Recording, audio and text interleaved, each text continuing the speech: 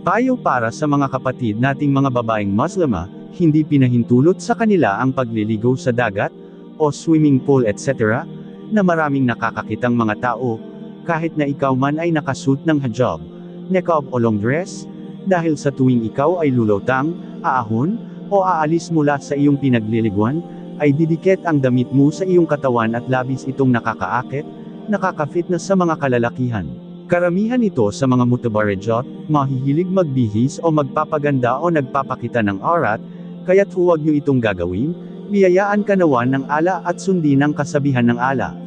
Sinabi ng Allah, وقرن في بيوتكن ولا تبرجن تبرج الجاهلية الأولى وأقمن الصلاة وآتينا الزكاة وأطعنا الله ورسوله.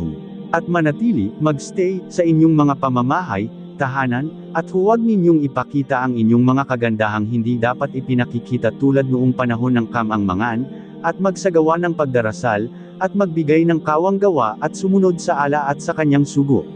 Sinabi ni Imam Albani, ang tabarruj ay kapag ang isang babae ay naglalantad, nagpapakita ng kanyang kagandahan, mga katangihan ng katawan at lahat ng kanyang obligadong takpan na nag-aanyaya, naghihikayat sa mga pagnanasa ng mga kalalakihan. Tandahan mga kapatid kong mga Muslima, alalahanin niyo ang payo sa inyo ng mahal na propita, na pinakamarami sa emperno, ay ang mga kababaihan na naglalantad ng fitness sa mga kalalakihan. Magkita-kita ulit tayo sa next na video, yun lamang po para sa videong ito, muli ako nga pala si Ravier EP, Sokran.